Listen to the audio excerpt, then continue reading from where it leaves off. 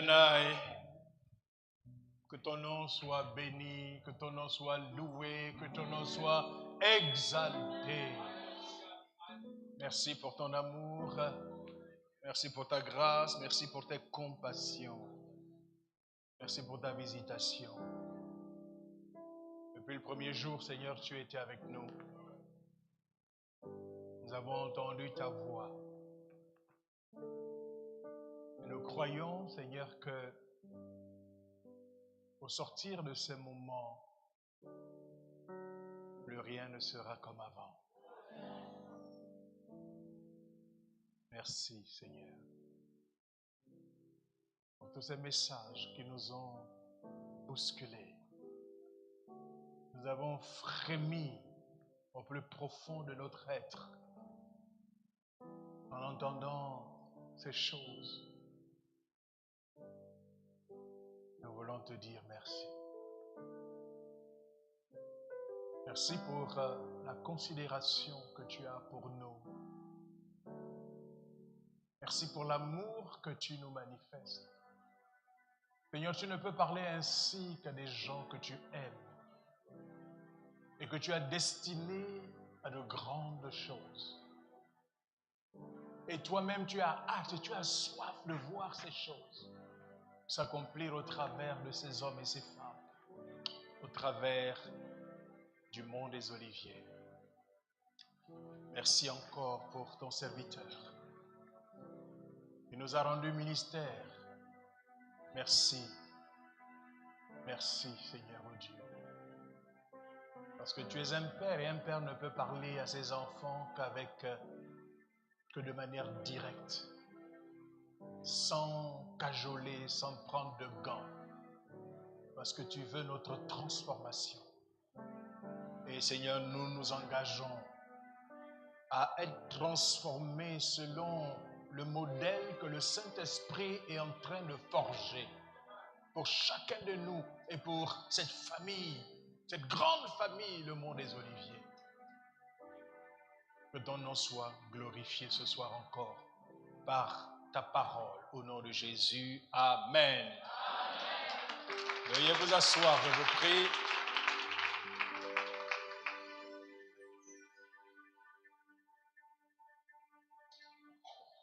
Ce soir sera comme le dernier message de cette convention. Certes, dimanche après-midi, nous avons une cérémonie de clôture. Est-ce qu'on peut réduire l'écho, s'il vous plaît?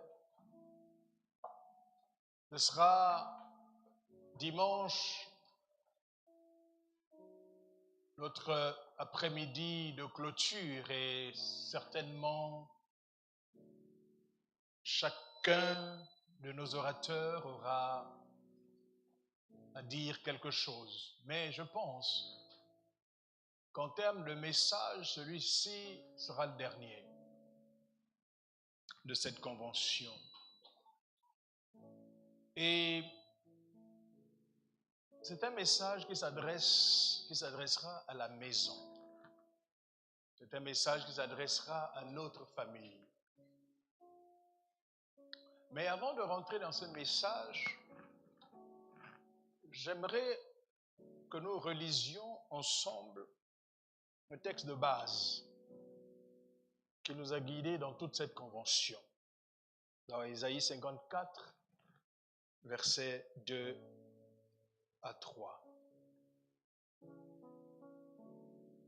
Élargis l'espace de ta tente, qu'on déploie les couvertures de ta demeure, ne retiens pas, allonge tes cordages et affermis tes pieux, car tu te répandras à droite et à gauche, ta postérité envahira des nations et peuplera des villes désertes.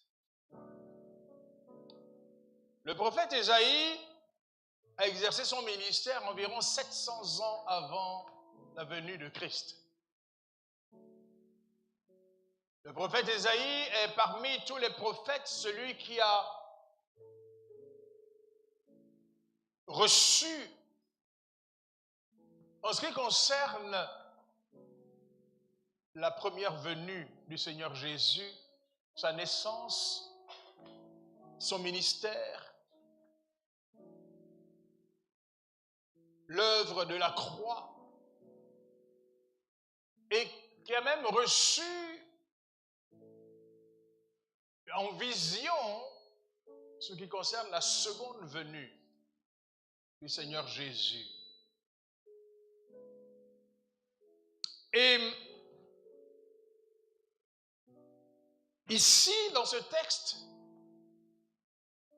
le prophète Isaïe s'adresse d'abord à la nation d'Israël. Et il annonce à la nation d'Israël, de la part de Dieu,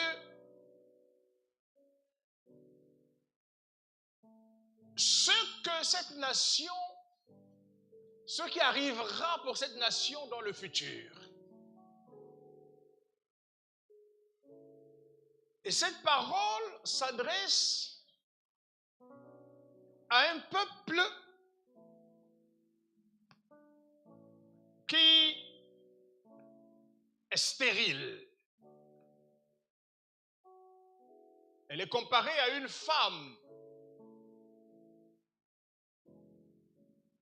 qui est coincée, incapable d'accomplir pleinement la vision que Dieu lui a donnée.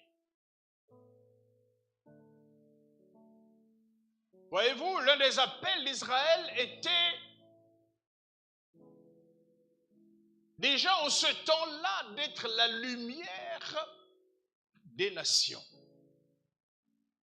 Rendre le témoignage du Dieu unique à toutes les nations idolâtres du monde.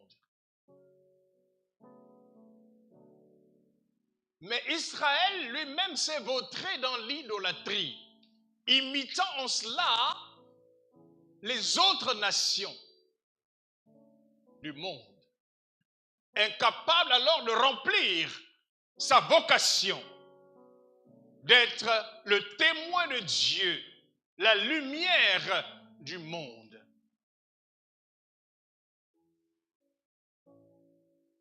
Mais Dieu est en train de parler de son avenir, de son futur.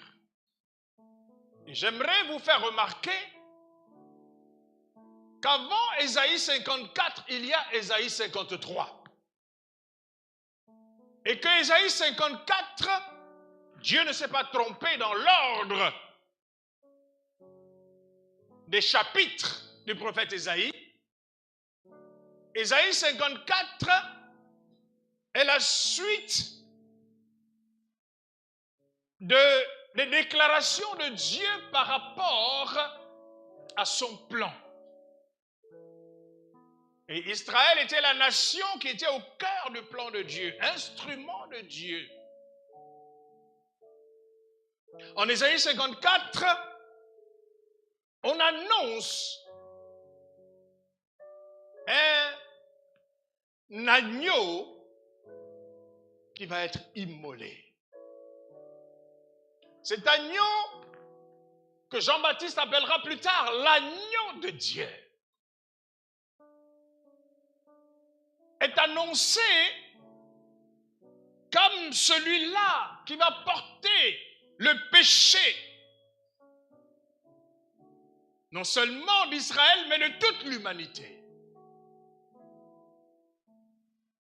Ésaïe décrit les souffrances de celui que Dieu enverra du ciel sur la terre pour accomplir l'œuvre parfaite de la rédemption qui donnera le salut à tous ceux-là qui croiront en lui et qui le recevront comme leur sauveur. Voyez-vous, aucun élargissement d'impossible dans la malédiction. Aucun élargissement n'est possible sont le sacrifice qui ouvre les portes pour l'élargissement. Aucun élargissement selon Dieu n'est possible sans passer par la croix. C'est seulement après la croix que Dieu annonce à Israël un futur glorieux. Et c'est pourquoi nous pouvons parler d'élargissement en tant qu'enfants de Dieu. Parce que les possibilités, les portes de l'élargissement ont été ouvertes.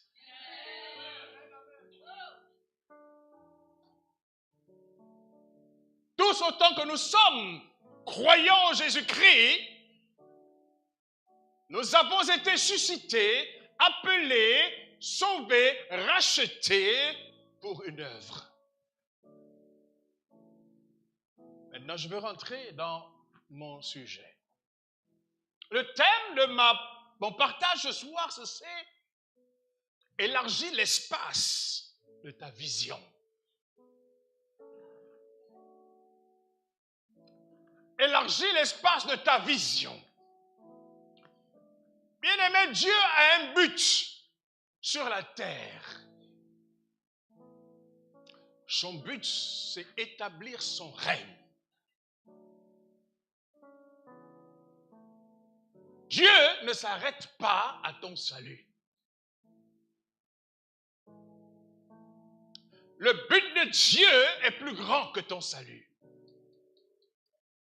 En réalité, ton salut est une étape intermédiaire pour t'amener à accomplir le but de Dieu.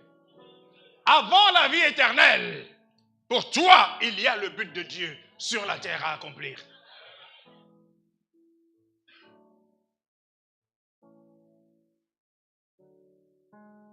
Dieu conduit son œuvre sur la terre selon un plan. Ce plan, c'est lequel? Que la terre entière soit remplie de la connaissance de l'Éternel.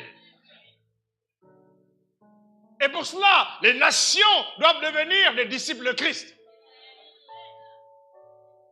Alors Israël, en tant que nation instrument de Dieu, rentrera dans sa destinée. C'est-à-dire être sauvé et connaître la paix sous le règne de leur roi Messie, Yeshua. Yeshua, notre Seigneur, l'épouse de l'Église, est le roi d'Israël. Écoute-moi bien. La Bible ne dit jamais que Yeshua est ton roi. Il est ton Seigneur. Il est ton époux. Mais il est le roi d'Israël. Lorsqu'il reviendra dans son règne, la Bible dit qu'il régnera sur le trône de David, son père. David était roi d'Israël. Et Bartimée a appelé Jésus, fils de David. Lorsqu'il était en Israël, venu pour l'accomplissement de ce but rédempteur pour le salut de toute l'humanité, il était roi. Généalogiquement, le véritable roi de l'époque, ce n'était pas Hérode. C'était Yeshua. Vous comprenez pourquoi Hérode a voulu le tuer? Parce que les mages, quand ils sont venus à Jérusalem, ils ont demandé « Où est le roi des Juifs qui vient de naître ?»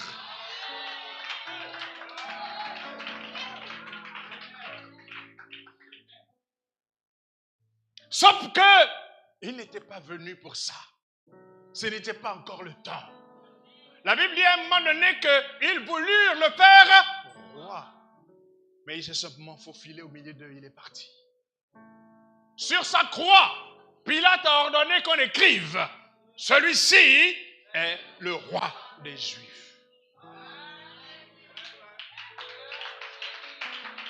La Bible déclare dans le livre de l'Apocalypse, au chapitre 19, lorsqu'il revient, la Bible déclare qu'il y a un nom écrit sur sa cuisse, roi des rois et seigneur des seigneurs.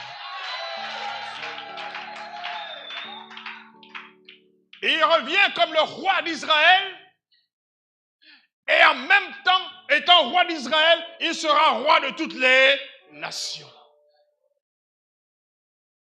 Tous les présidents qui seront sur la terre à cette époque, tous les rois, chaque année, à la fête des tabernacles, monteront à Jérusalem pour lui faire allégeance.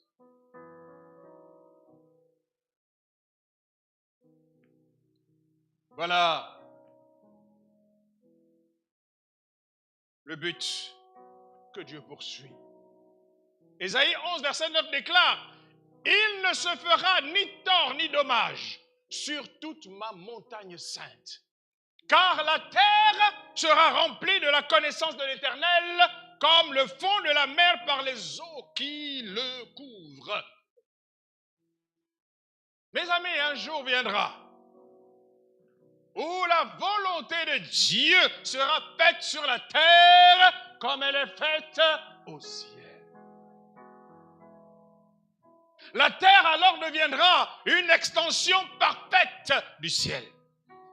On sera aussi à l'aise sur la terre que dans le ciel. C'est la raison pour laquelle l'Église de Dieu, l'épouse, naviguera entre le ciel et la terre.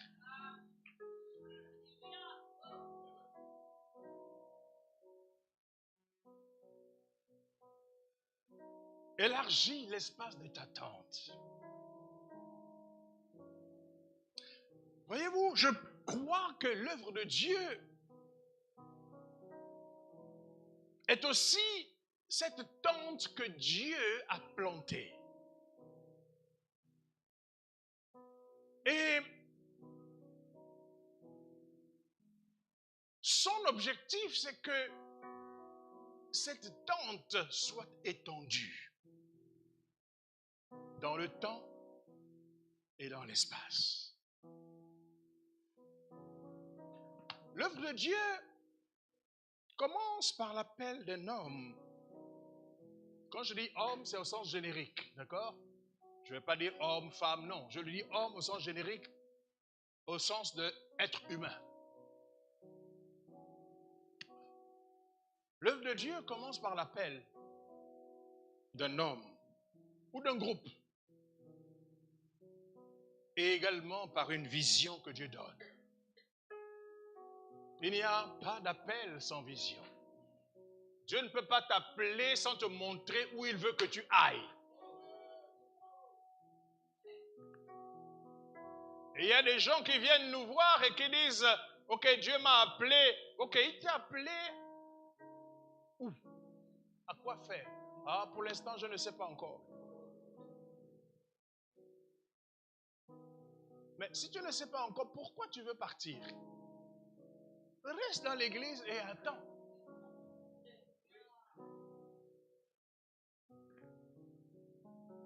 Et la vision que Dieu donne va devenir le but de l'existence même sur la terre de celui qui est appelé. La vision que Dieu donne devient le but de l'existence de la personne que Dieu a appelée. Et deuxièmement, des promesses sont attachées à cet appel. Et tant que tu ne marches pas ou ne travailles pas dans cet appel, ne t'attends pas à ce que les promesses s'accomplissent.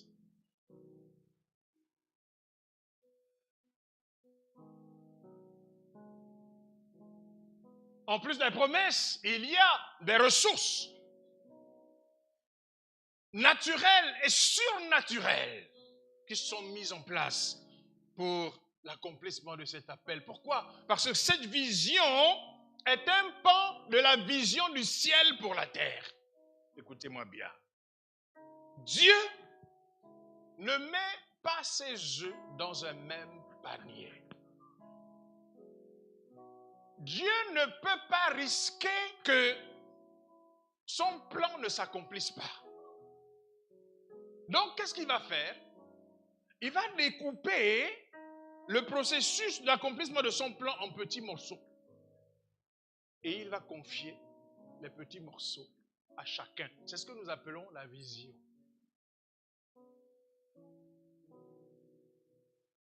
C'est une erreur de chercher à copier la vision de quelqu'un. C'est une erreur de chercher à imiter ou à, comment on va dire ça, à prendre la vision de quelqu'un. C'est une erreur.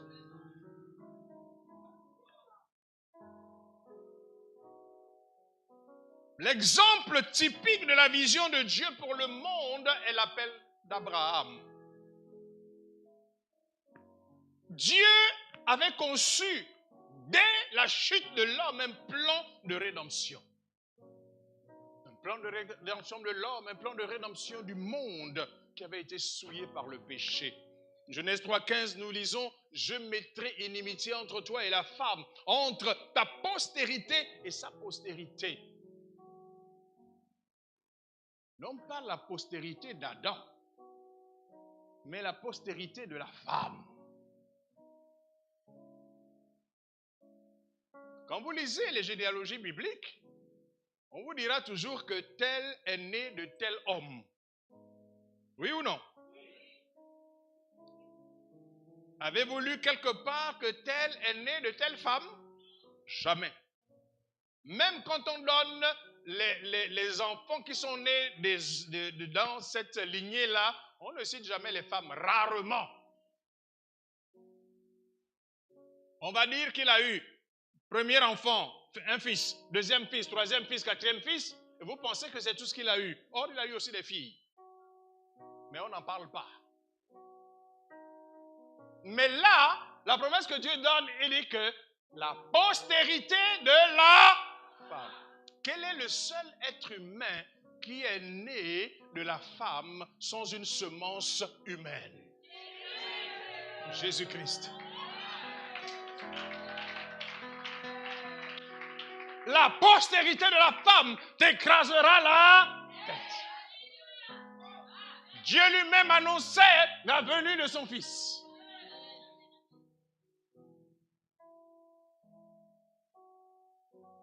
La mise en route de ce plan annoncé au serpent commence véritablement avec l'appel d'Abraham. Abraham qui va devenir plus tard Abraham. Père élevé, Dieu va changer son nom, Père des nations.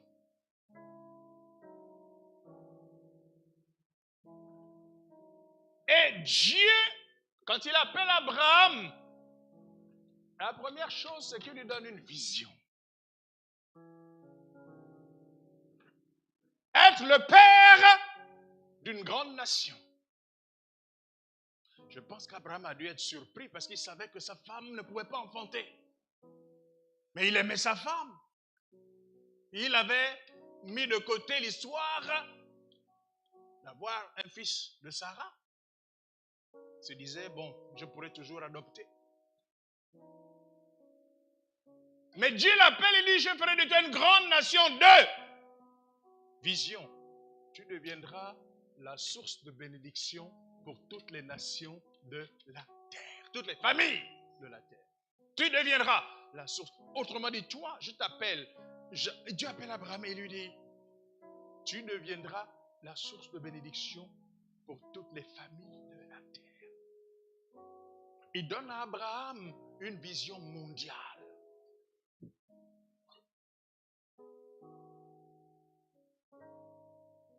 Ensuite, qu'est-ce qu'il fait? Il garantit l'accomplissement de cette vision par une alliance. Et cette alliance a un gage. Ce gage, c'est le pays de Canaan. Il dit, je te donne le pays de Canaan à toi et à ta descendance pour toujours. Et cette vision est tellement importante pour Dieu qu'il va démarrer son accomplissement par un miracle. La naissance d'Isaac est un miracle.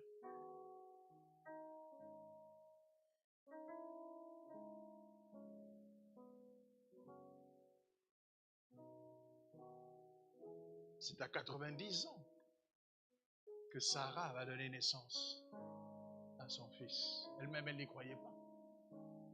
À 100 ans qu'Abraham donnera naissance à ce fils de la promesse.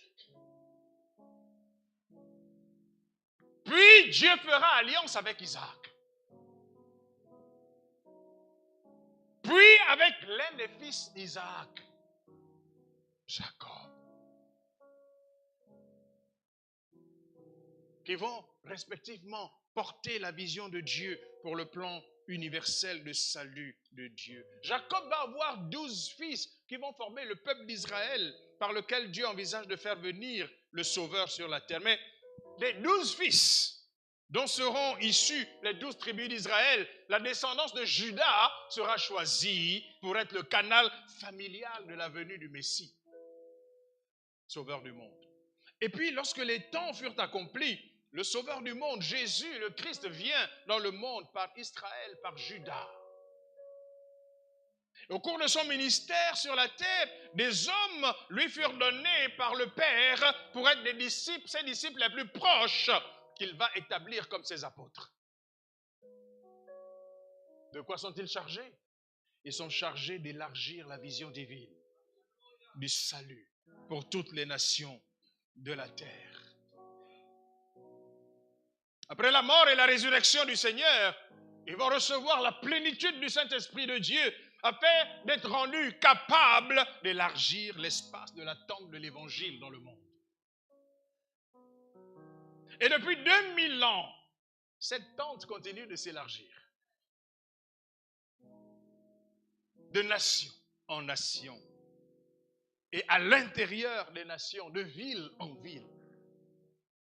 Et l'Église d'aujourd'hui, près de 2000 ans après la crucifixion du Seigneur, après sa résurrection et l'effusion du Saint-Esprit sur les apôtres, l'Église d'aujourd'hui poursuit l'œuvre de l'élargissement de la tente divine de l'Évangile pour le salut du plus grand nombre dans les nations. Israël a joué et joue encore un rôle majeur dans le plan d'élargissement de la vision de Dieu pour la rédemption de la terre, en enfantant l'Église, l'Église des nations. Ce sont des Juifs qui ont établi les fondations de l'Église de Jésus-Christ. Les apôtres de Jésus étaient des Juifs. Les premiers chrétiens, les premiers disciples de Jésus étaient des Juifs. Ils sont allés dès les premières années de l'Évangile. Ils ont essaimé dans les nations. Bien sûr, Dieu a utilisé la persécution pour les disperser davantage.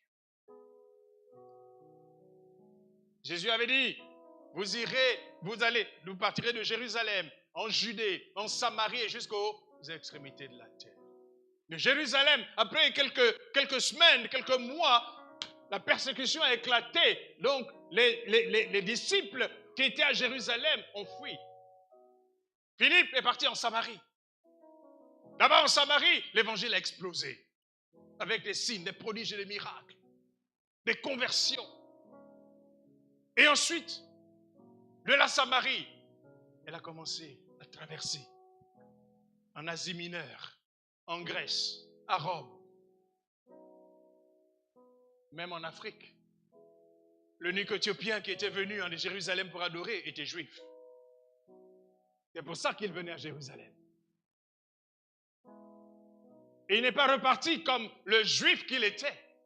Il est reparti comme le disciple de Christ. Philippe lui a prêché l'évangile. Ça veut dire qu'avant même l'Europe, l'Afrique avait reçu l'évangile. Avant même l'Asie, l'Afrique avait reçu l'évangile.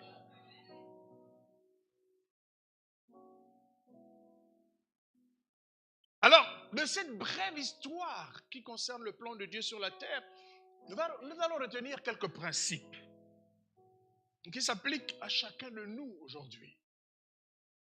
Le premier principe, c'est que, la première chose à retenir, c'est que Dieu appelle toujours un homme ou une communauté pour une œuvre qu'il doit accomplir sur la terre. Voyez-vous, l'œuvre de Dieu est gigantesque et Dieu a besoin d'hommes sur la terre pour travailler avec lui. Et c'est pour cela qu'il nous appelle à lui, d'abord pour être sauvés et ensuite pour travailler avec lui. Bien aimé, on n'est pas seulement sauvé pour, comme disait un de mes pères, chauffer les bancs de l'église. Nous avons été sauvés, rachetés pour travailler.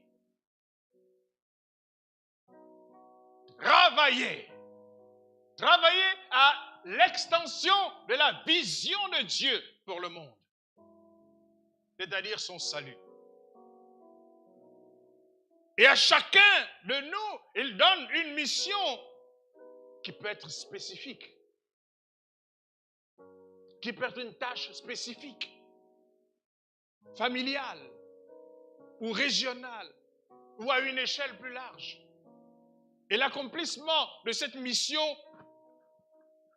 est important pour le projet divin, pour que ce projet divin devienne une réalité. Dieu compte sur chacun de nous. Dieu est un père de famille qui va distribuer des tâches à ses enfants. Parce qu'il veut que ses enfants travaillent avec lui pour accomplir ce qu'il veut faire.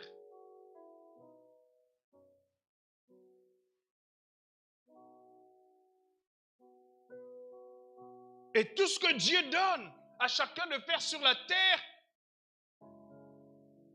mis bout en bout, mis ensemble, permet d'atteindre l'accomplissement du plan complet de Dieu.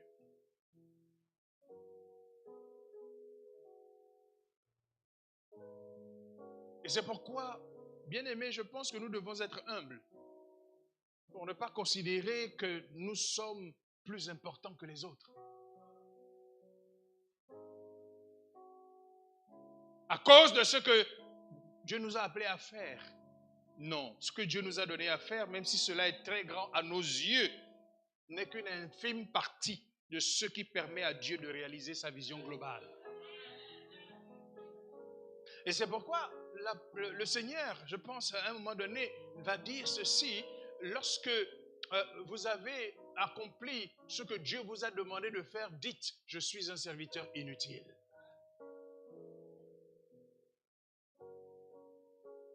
Donc, Dieu appelle toujours un homme ou une communauté pour une œuvre qu'il doit accomplir sur la terre.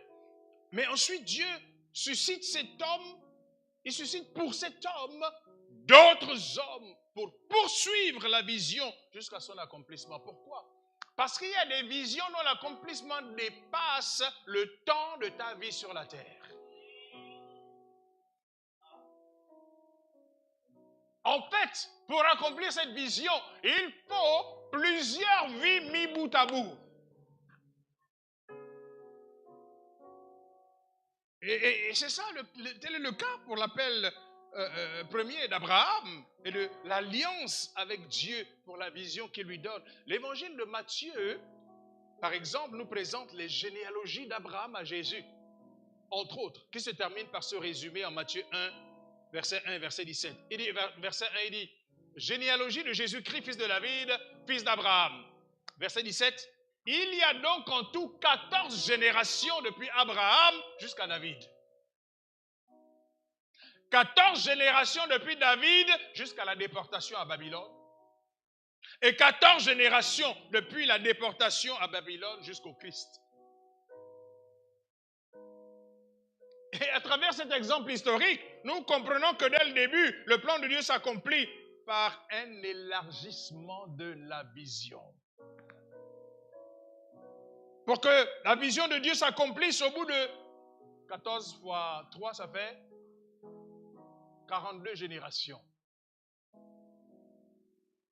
Jusqu'à la venue de Christ.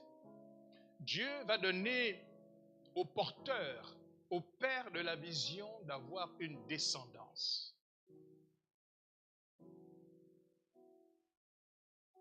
Lorsque Dieu donne une vision à un homme ou à un groupe, c'est pour son plan. Il charge ce groupe d'hommes d'un travail qui va s'étendre sur sa descendance jusqu'à son accomplissement. Je ne parle pas de descendance physique. La descendance dont Dieu se sert est une descendance spirituelle, même si elle est d'abord naturelle. Il y a des descendances naturelles qui n'adhèrent pas à la vision du Père. Donc, ce n'est pas une affaire de filiation naturelle.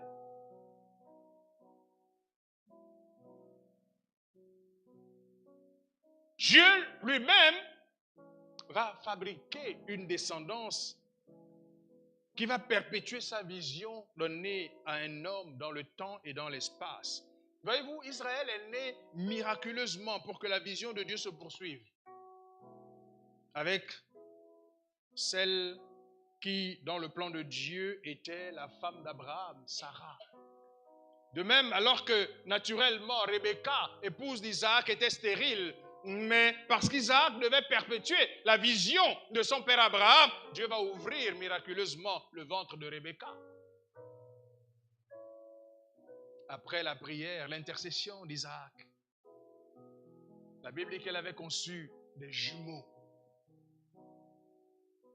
Donc, voyez-vous, les fils naissent pour continuer la vision de leur père.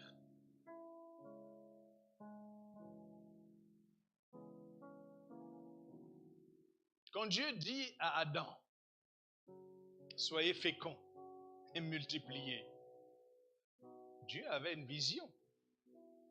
Le plan initial de Dieu, c'était que la terre devienne une colonie du ciel. C'est la raison pour laquelle Dieu crée sur la terre un être spécial qui ne ressemble pas aux anges dans le ciel, mais qui ressemble à Dieu. Parce que Dieu voulait que la terre, ce qu'il a choisi, soit une extension du ciel, une colonie du ciel. Alléluia. Et c'est la raison pour laquelle il a dit à Adam, multipliez, dominez la terre. Ça veut dire, je veux que vous ayez une descendance qui occupe tout l'espace. Ça veut dire, à partir du jardin d'Éden, je voudrais que vous vous élargissiez. Et comment allez-vous vous élargir? Par une descendance. Les fils naissent pour continuer la vision de leur père. La transmission de la vision est une chose hautement spirituelle. Et cela n'a rien à voir avec les sentiments ou la chair. Alléluia. La plupart du temps, quand des chrétiens se marient, ils pensent que, bon, c'est pour avoir une meilleure vie. Non, non, non, non, non. Tes intérêts ne passent pas avant les intérêts de Dieu. Dieu veut se servir de ce mariage pour accomplir son plan. Donc Dieu te donne une compagne pour vous permettre d'accomplir le plan de Dieu. Parce que de ce mariage-là va naître une descendance qui vont continuer, perpétuer la vision de Dieu. Alléluia.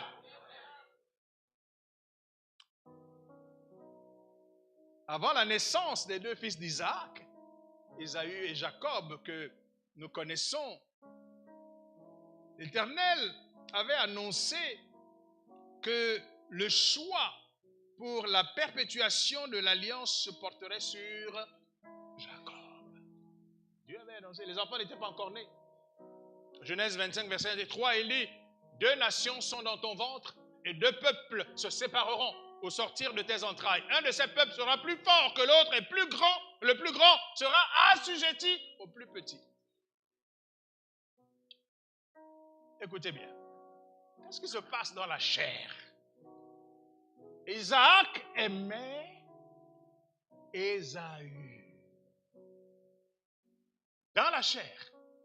La Bible nous dit que Isaac aimait Ésaü. Pourquoi? Parce qu'Ésaü était un chasseur, il allait chasser du gibier, et il faisait des bons plats pour son père.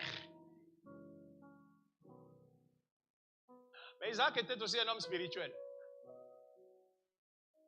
Parce que après l'épisode où Jacob vole la bénédiction de son grand frère Ésaü,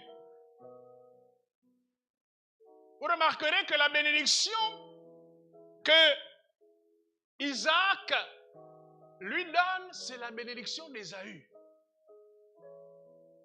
C'est la bénédiction des choses de la terre. Maintenant, au moment où Jacob est obligé de fuir parce que son frère menace de le tuer. Donc, avec sa mère, il dit non, il faut que tu ailles chez mon frère. Et donc, il s'approche maintenant de son père qui doit le bénir parce qu'il part. Lisez la bénédiction qu'Isaac lui donne. Genèse 28, versets 1 et 3 à 4.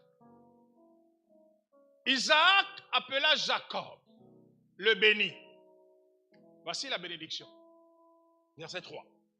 Que le Dieu Tout-Puissant te bénisse, te rende fécond et te multiplie, afin que tu deviennes une multitude de peuples. Verset 4.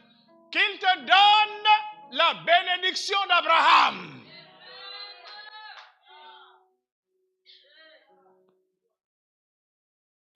Cette bénédiction-là, depuis le ventre, lui était destinée.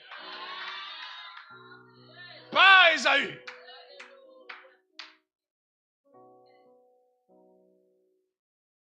À toi et à ta postérité avec toi, afin que tu possèdes le pays où tu habites comme étranger et qu'il a donné à Abraham.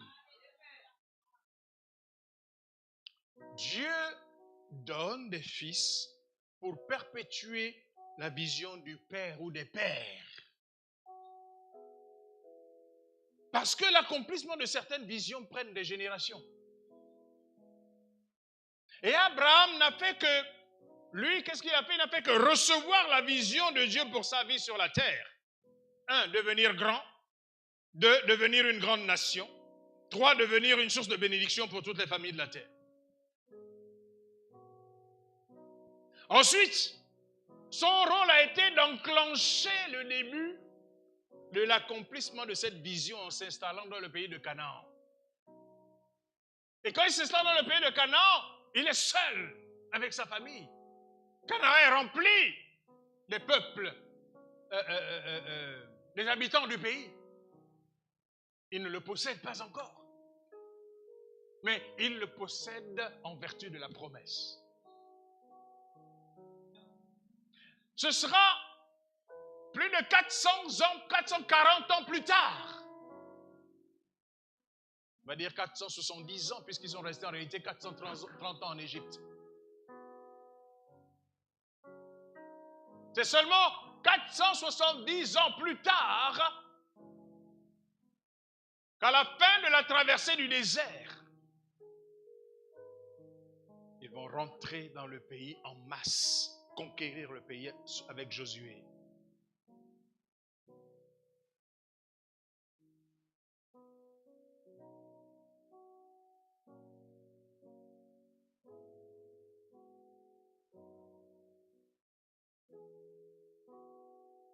Et il a engendré Isaac, Abraham, par la puissance de Dieu, afin que Dieu lui-même soit sûr que cette vision a un pouvoir de continuation après Abraham. Dieu était obligé de donner un fils à Abraham à cause de la promesse qu'il lui avait faite.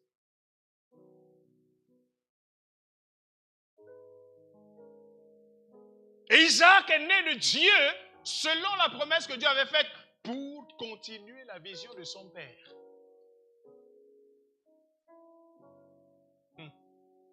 Un homme qui suit la vision de son père fait les mêmes choses que son père. Quand Isaac est arrivé dans le pays des Philistins, la Bible dit qu'il a creusé les puits que son père avait creusés et que les Philistins avaient rebouchés.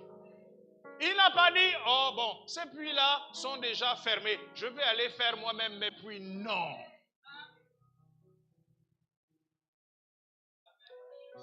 Il a recreusé les mêmes puits que son père avait creusés.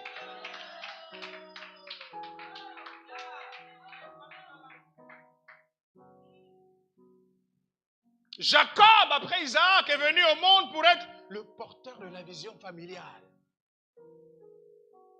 à laquelle son frère aîné Ésaü n'était pas intéressé. Ce n'est pas tous les enfants qui sont intéressés par la vision du Père. Non. Mais il y a des enfants à qui Dieu donne ça. Mais il y a aussi des enfants que Dieu va choisir du milieu de tes enfants pour faire autre chose. Mais il y a aussi des enfants qui vont s'intéresser à leur propre vision.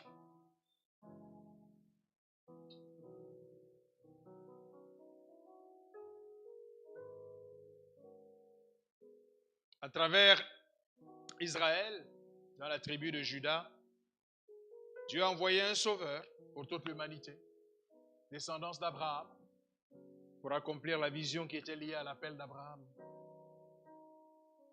Combien de générations après? 42 générations. Si on estime une génération à 100 ans, ça fait 4200 ans pour accomplir la vision.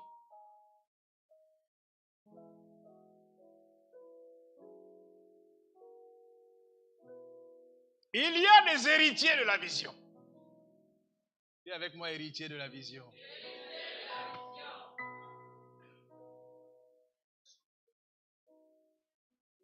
Les enfants n'héritent pas seulement des biens immobiliers, de l'argent, non.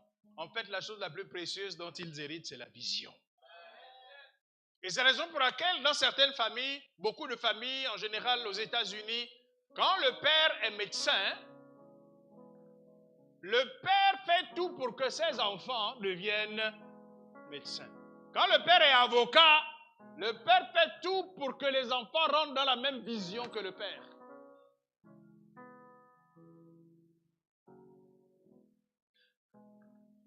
C'est par les héritiers que la vision s'élargit. Et les héritiers dans la vision, c'est qui? Ce sont ceux que les pères ont enfantés spirituellement dans le Seigneur. Car la vision est une chose spirituelle. Et nous sommes nés de l'Esprit pour vivre et marcher selon l'Esprit, pour accomplir les œuvres spirituelles de notre Dieu qui nous a appelés. Abraham avait dit à Dieu, c'est mon serviteur Eliezer qui sera mon héritier. Mais Dieu lui dira, non, ton héritier sera celui qui naîtra de tes entrailles, de ta femme Sarah. Les héritiers, on va dire, légitimes dans le Seigneur, c'est-à-dire ceux qui ont été enfantés spirituellement, qui peuvent être aussi des fils naturels, devenus des fils spirituels, héritent aussi de la vision spirituelle de leur père. Mais dans la jurisprudence divine, les héritiers sont ceux que Dieu lui-même désigne. Ésaü n'a pas hérité de la vision donnée à Abraham, pourtant il était le petit-fils. Ses descendants même sont devenus des ennemis de la vision de Dieu. Israël.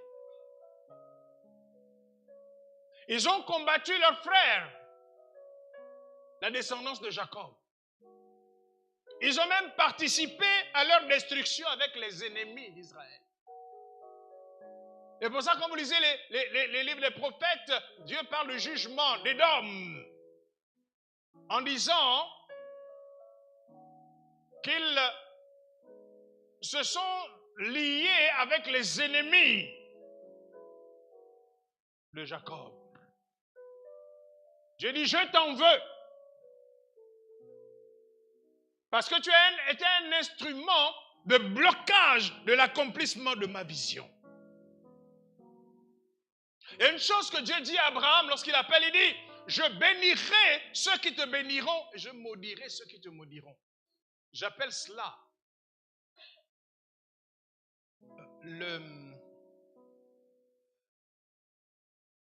l'ordre de protection du plan de Dieu. Dieu dit à Abraham, voici ma vision. Et elle n'échouera pas, parce qu'elle est cruciale. C'est la raison pour laquelle, dans ton cheminement, dans l'accomplissement de ma vision, toute personne, toute entité qui sera de ton côté, qui te donnera un coup de pouce, je le bénirai. Et toute personne qui se tiendra devant toi pour te barrer la route, je le maudirai. Quand Dieu t'a donné une vision, tu es sous protection divine.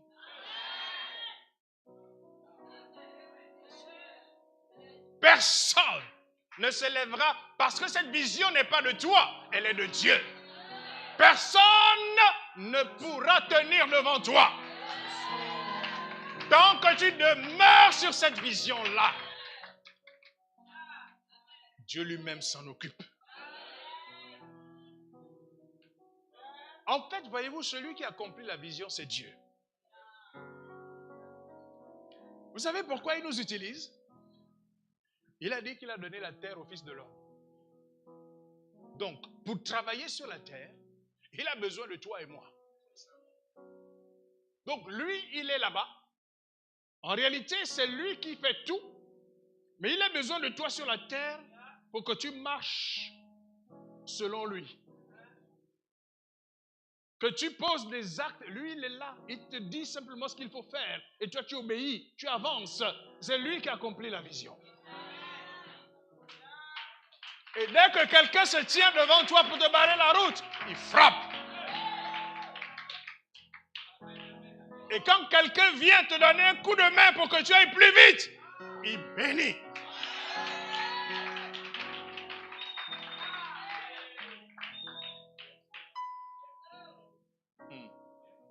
Alors concrètement, comment le ministère des églises de Mont-des-Oliviers va s'élargir dans la vision?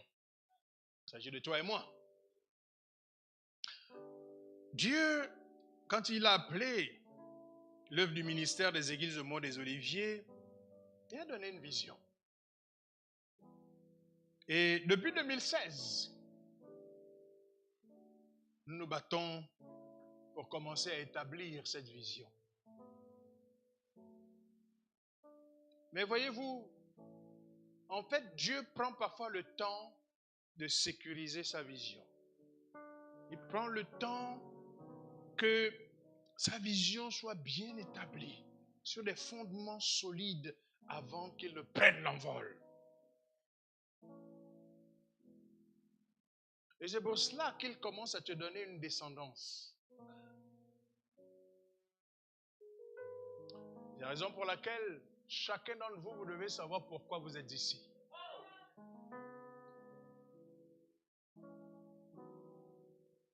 Je vais vous parler tout à l'heure, si Dieu me fait grâce, de l'alliance du ministère. Je vais vous parler de l'alliance du ministère. C'est quelque chose que le Seigneur a commencé à nous révéler. Et lorsque nous, c'était je ne sais plus quel mois, nous avions comme thème le Dieu de l'alliance. Et après une étude biblique, la pensée commençait à monter dans mon esprit et j'ai appelé la ministre Grâce avec laquelle nous avons travaillé pour cette étude biblique. Et je lui ai dit, Grâce, voici ce que je pense. Elle a dit, évêque, je crois la même chose. Alors je dis, il faut que nous approfondissions cela. Et je lui ai donné ça comme un travail à faire. Elle a fait le travail et elle m'a apporté, elle m'a rendu, j'ai regardé, j'ai dit, waouh. J'ai dit, waouh. C'est exactement la pensée que j'avais. Je vais vous en parler un tout petit peu. Voyez-vous, quand nous avons commencé, nous étions dans la trentaine. Et les plus âgés d'entre nous, Pasteur Michel, étaient dans la quarantaine. Lorsque nous avons été appelés dans cette vision. En réalité, nous ne comprenions rien nous-mêmes. Parce que c'était tellement... Nous ne comprenions pas grand-chose. Mais nous avons simplement accepté, nous avons suivi. Aujourd'hui, si vous voulez, en tant que père de cette vision, nous avons atteint 60 ans, 70 ans passés. Et la grâce de Dieu, c'est que nous avons enfanté des fils et des filles dans le Seigneur. Vous êtes des fils et des filles dans le Seigneur. Et c'est aux fils et aux filles de prendre le relais de la vision de Dieu pour la famille Le Mont des Oliviers. Vous ne pouvez pas être ici et marcher et fonctionner sans vision. Impossible. Vous êtes dans l'obscurité. La Bible déclare qu'un peuple sans vision est un peuple sans frein. Quand tu es sans frein, vous avez déjà conduit une voiture qui n'a pas de frein?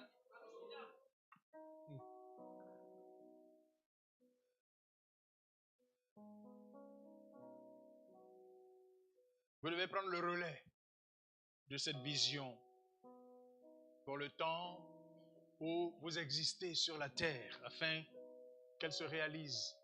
Et après vous, vos fils, vos filles, jusqu'à ce que Jésus revienne. Et j'ai compris pourquoi l'apôtre Paul a dit, ne quittez pas vos assemblées. À cause de la vision qu'il a donnée à la famille.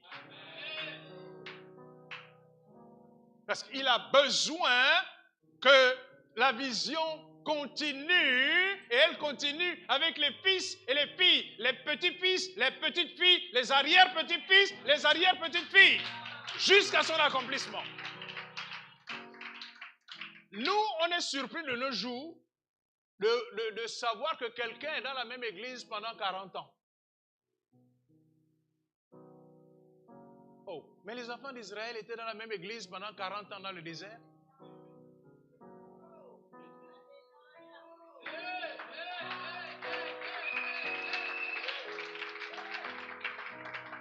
Avant qu'il n'entre dans la promesse que Dieu lui avait faite, ils étaient restés dans la même église. Ceux-là qui voulaient quitter pour retourner en Égypte, ils sont morts.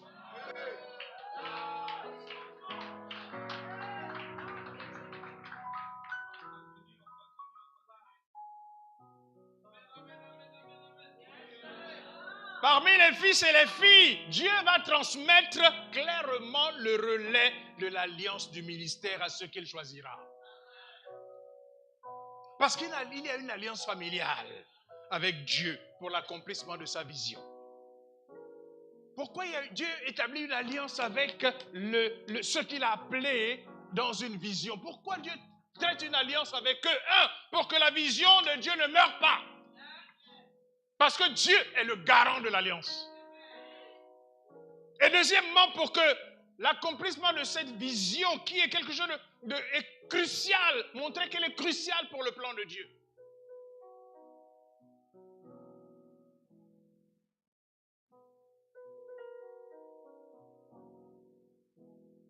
Pour être sûr que la vision est protégée, Dieu a fait des promesses qui permettent aux porteurs de la vision d'être pleinement bénis sur le plan naturel.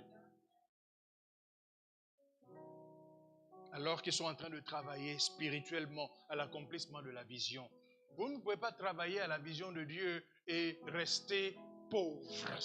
Vous pouvez commencer dans la pauvreté, mais après, ça change. Et ça doit changer. Parce que c'est Dieu qui vous a commissionné.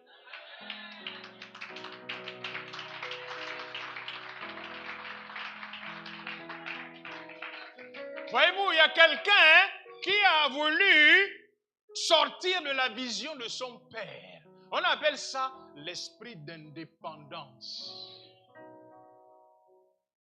Et en plus, il veut faire ça avec l'argent de son père. Lui-même, il n'en a pas. Et il veut aller faire l'esprit d'indépendance avec l'argent de son père. Le père a dit, ok, c'est pas grave, prends.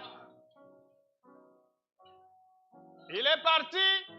Et l'esprit d'indépendance lui a permis de faire la bamboula. Connaître tous les plaisirs de la vie. C'était...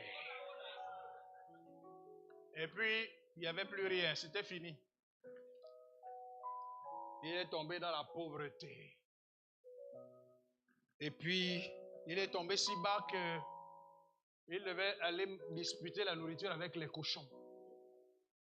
Il a regardé et dit non, là quand même un serviteur dans la maison de mon père mange bien. Il a compris qu'il avait fait une erreur. Il a dit, ouh là là, je n'aurais pas dû quitter la vision de mon père. Et il est retourné à la maison. Il a dit, bon papa, pardonne-moi vraiment, mais bon, je suis là. Tu peux compter sur moi. Il a été rétabli dans la maison de son père.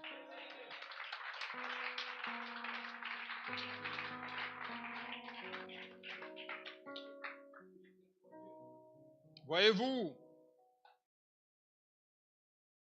à la fin de sa vie, la Bible dit que Abraham est mort pauvre, malade. Hein?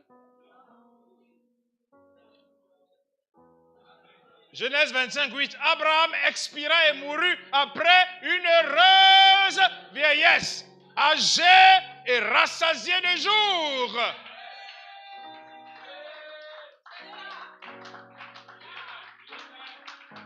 Voyez-vous, hein, quand vous accomplissez la vision de Dieu, Dieu ne veut pas que vous mouriez. Il veut que vous viviez le plus longtemps possible. Parce qu'il veut que sa vision s'élargisse le plus loin possible.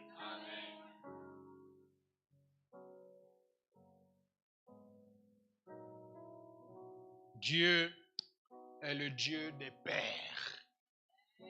Quand Dieu envoie Moïse, il dit, dis-leur, le Dieu de vos pères, Abraham, Isaac et de Jacob, m'envoie vers vous. Le Dieu n'est pas votre Dieu, c'est le Dieu des pères. Vous avez profité de ce Dieu-là à cause des pères.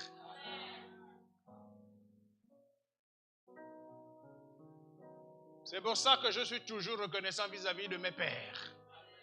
Quand je les vois, je les honore.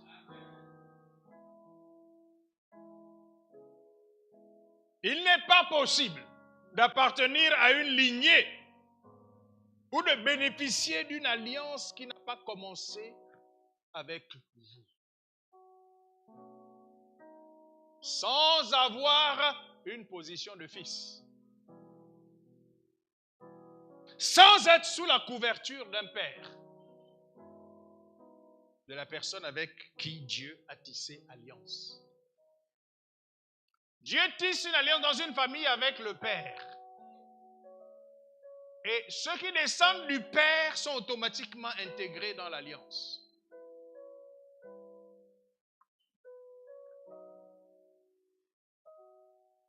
Dieu fait alliance avec les pères et les fils bénéficient de l'alliance de génération en génération. Lorsque Dieu se révèle à Moïse, il lui présente une lignée de père en fils. Le Seigneur énonce sa pensée. Il conçoit son projet avec les pères. Et les fils sont des continuateurs. Les fils sont le prolongement des pères pour la concrétisation du projet de Dieu. En fait, fils, vous êtes nés pour accomplir la vision que Dieu a donnée à vos pères.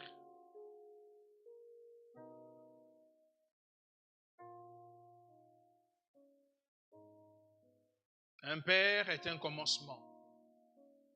Un père est un précurseur. Un père est une gloire. Proverbe 27, 6. Les enfants des enfants sont la couronne des vieillards et les pères sont la gloire de leurs enfants.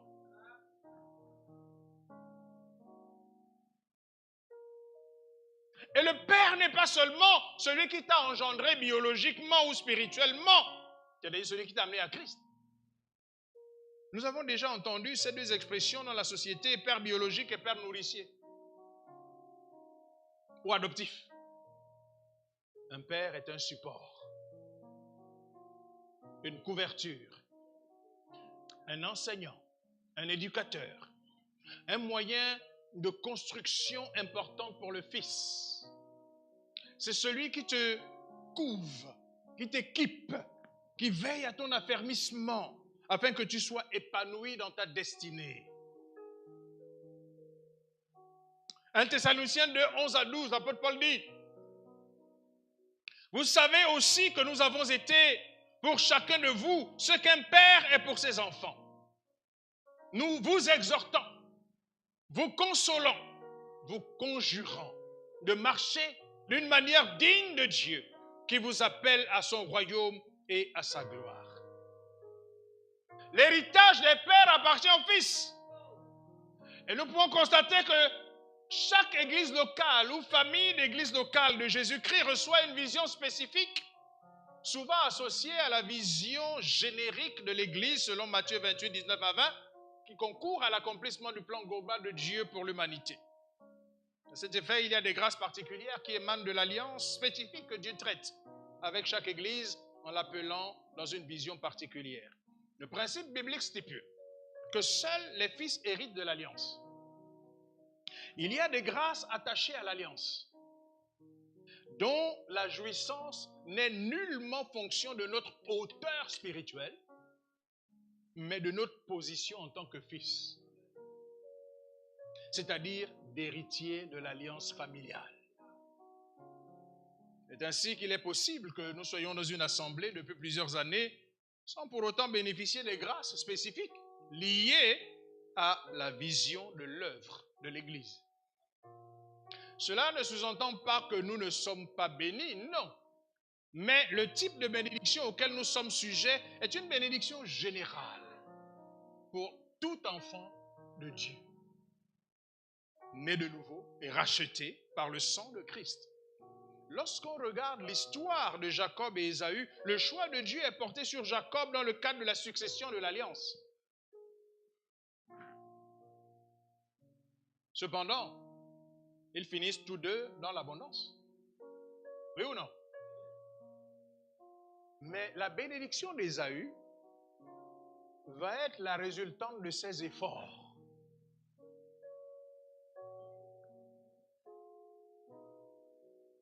Tandis que celle de Jacob va être le produit de l'alliance dans laquelle il est placé en tant que fils.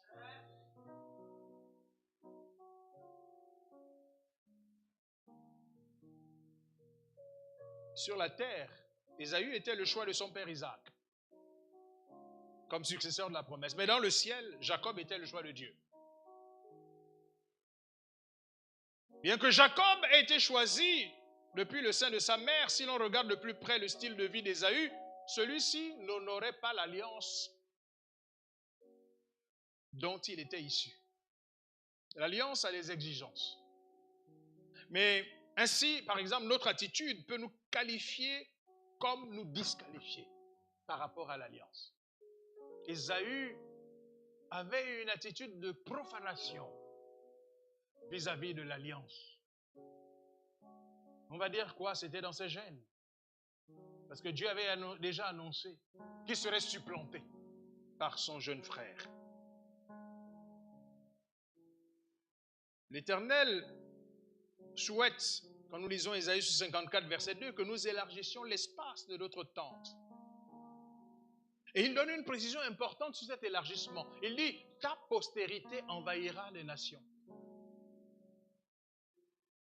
Je pense que cette parole de l'Éternel pour nous ne s'accomplira qu'avec les fils.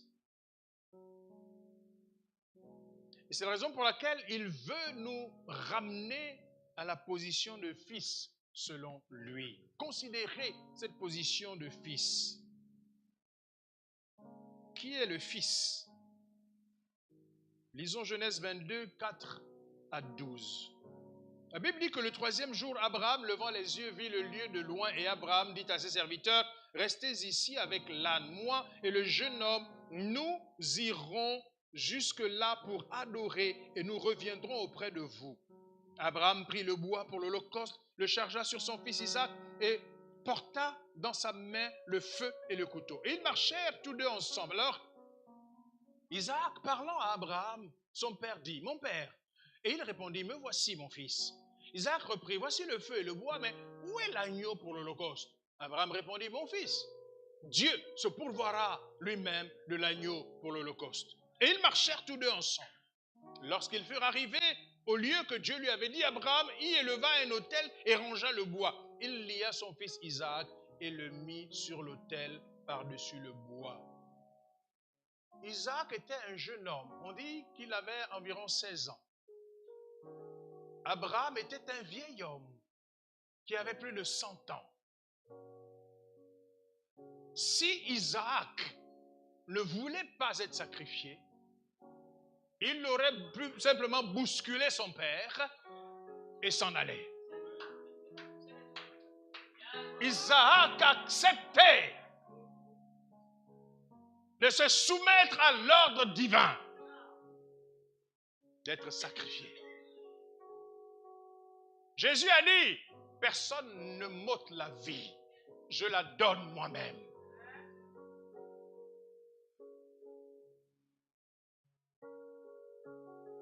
Le Fils, c'est celui qui accepte de se sacrifier pour la vision. Le Fils, c'est celui qui voit un manquement et accepte de le combler pour que la vision s'accomplisse. Le Fils, c'est celui qui ne cherche pas son profit au détriment de la vision de son Père. Le Fils, c'est celui qui ne marche pas avec sa vision dans celle de son Père comme l'archange Lucifer. Ésaïe 14, 13 à 14, écoutez bien. Tu disais en ton cœur, je monterai au ciel, j'élèverai mon trône au-dessus des étoiles de Dieu. Je m'assiérai sur la montagne de l'assemblée, à l'extrémité du septentrion. Je monterai sur le sommet des nues, je serai semblable au Très-Haut.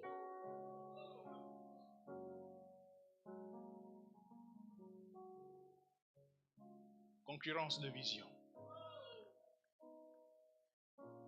Le Fils est celui qui fait la fierté, la bonne renommée de son Père à l'extérieur. Quand bien même il peut être marginalisé dans la maison. 1 Samuel 17, 57 à 58 dit ceci de David. Et quand David fut de retour après avoir tué le Philistin, Abner le prit et le mena devant Saül.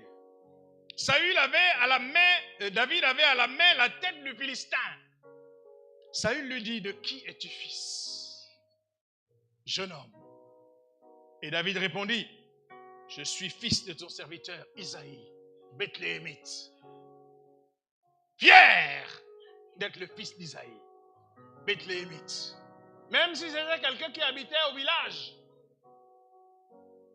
qui n'avait pas les richesses de Saül, il était fier de se présenter avec le nom de son père. C'est le fils qui, lorsque Dieu fait éclater sa gloire à travers lui, fait parler de l'alliance dont il est issu. Matthieu 21, 9. Ceux qui précédaient et ceux qui suivaient Jésus criaient, Hosanna au fils de David, béni soit celui qui vient au nom du Seigneur, Hosanna dans les lieux très hauts.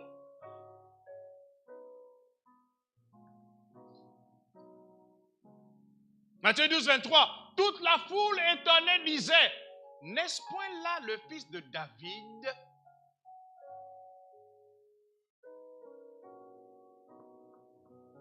Les gens, en le voyant, savaient qu'il était en train d'accomplir la vision de David.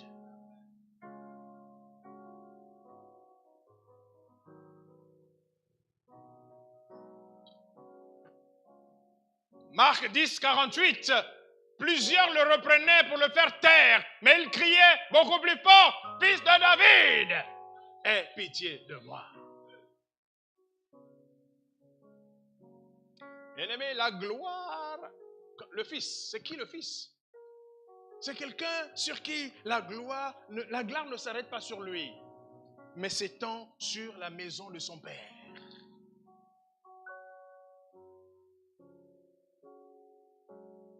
Genèse 45, 16 à 20. Le bruit se répandit dans la maison de Pharaon que les frères de Joseph étaient arrivés.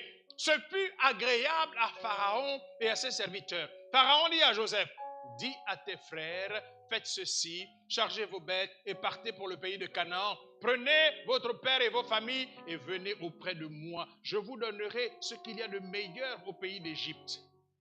Et vous mangerez la graisse du pays. Tu as ordre de leur dire, faites ceci, prenez dans le pays d'Égypte des chars pour vos enfants et pour vos femmes. Amenez votre père et venez. Ne regrettez point ce que vous laisserez, car ce qu'il y a de meilleur dans tout le pays d'Égypte sera pour vous.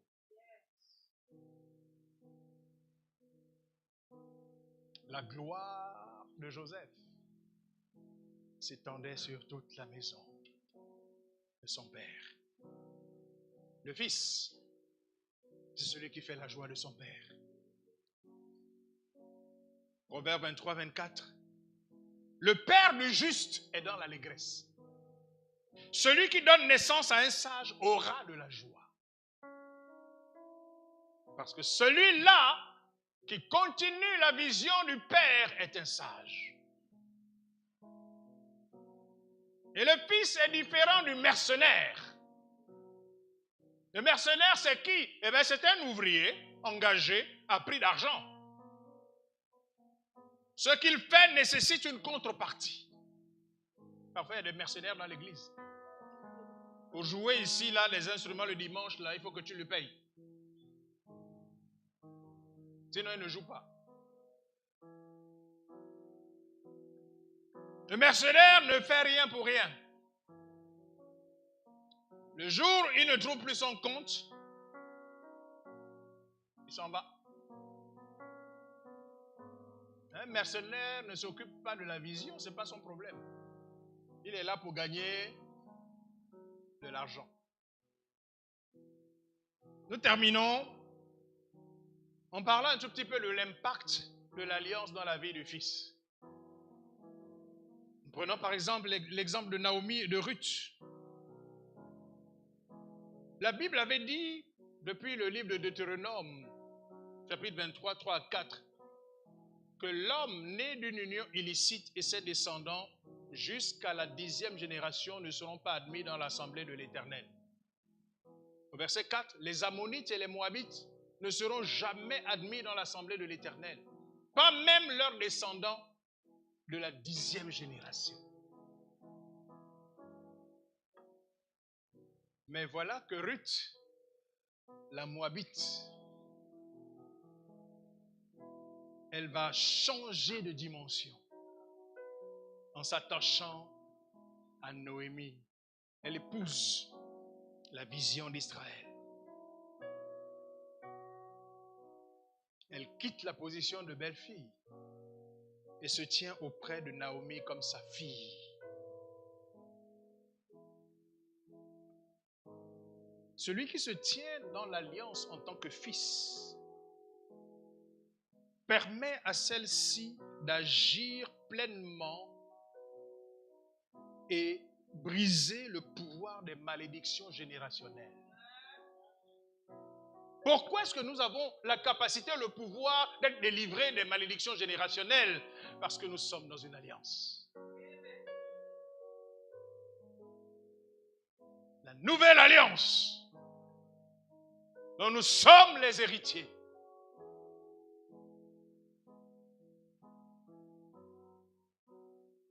Cette alliance brise toute malédiction.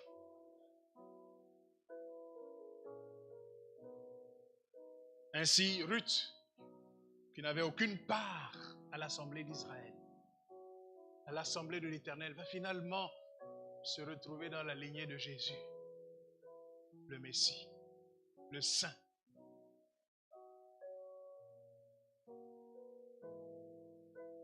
L'alliance, selon Dieu, brise les limites qui avaient été imposées à cause du péché ou de la désobéissance. Un autre exemple, nous avons cité à plusieurs fois, c'est celui d'Élie et d'Élisée. Je ne vais pas revenir là-dessus. Nous avons également l'exemple de Joseph, l'époux de Marie et Jésus. Même Jésus, le Fils de Dieu. Il est appelé fils de Joseph. Comment Jésus est-il entré dans la famille de Judas?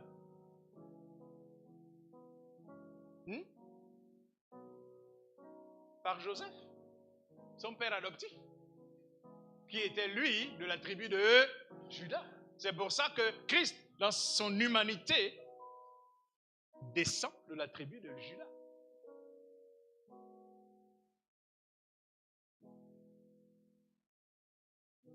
Le fils qui hérite de l'alliance davidique.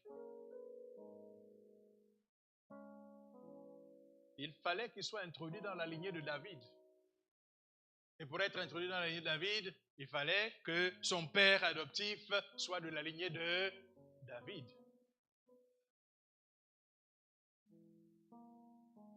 Même si Joseph n'est pas le père biologique.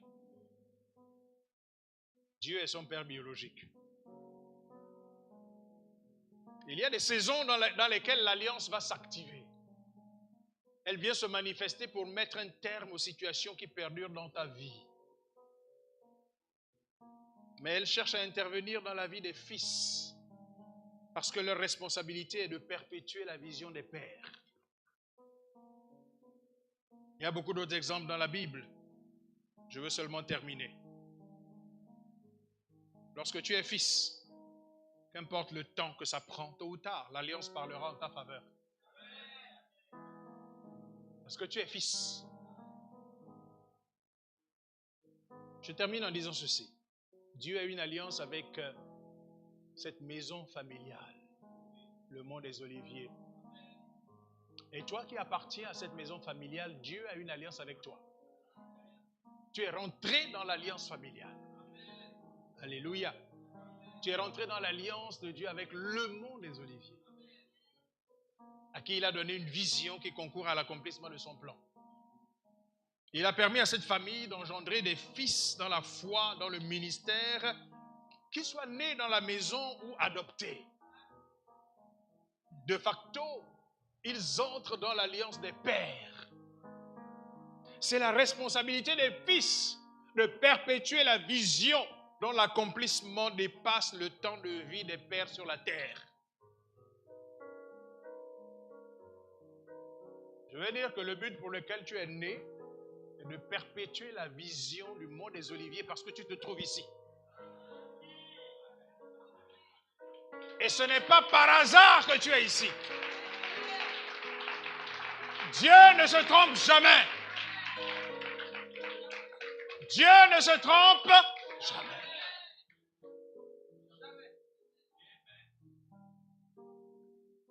Dieu ne se trompe jamais. Tu n'es pas ici par hasard.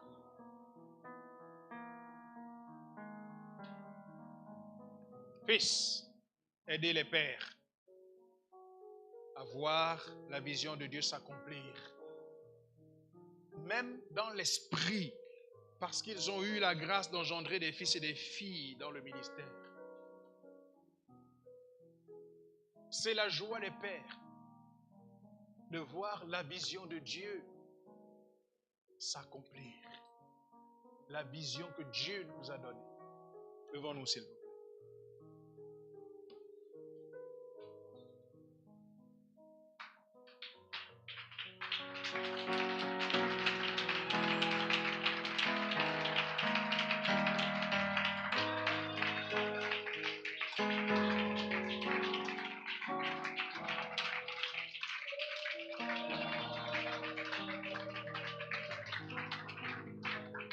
Au sortir d'ici,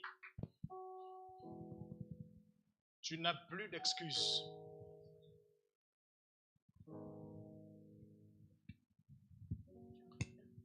Il n'y a pas de vision meilleure. On dit quoi? À une autre.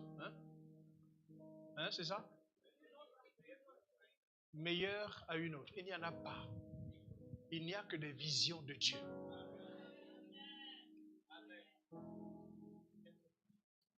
et la vision que Dieu a donnée à ceux qui sont tes pères,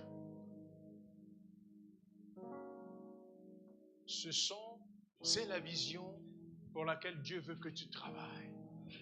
C'est la vision que Dieu veut que tu portes. Parce que c'est là où se trouve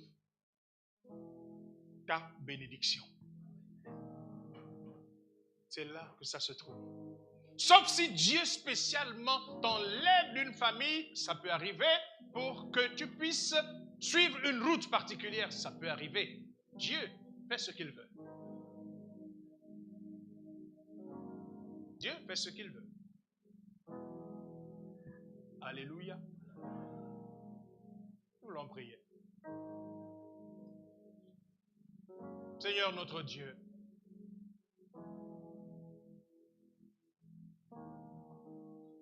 tu nous as appelés, tu as appelé la famille Le Mont des Oliviers à être une maison d'adoration et de prière pour toutes les nations et pour Israël. Et cette vision, Seigneur, tu as donnée au Père. Nous voulons que les fils en prennent conscience et s'y attachent. Parce que les bénédictions que tu as annoncées, qui sont attachées à notre famille, sont l'héritage de nos fils.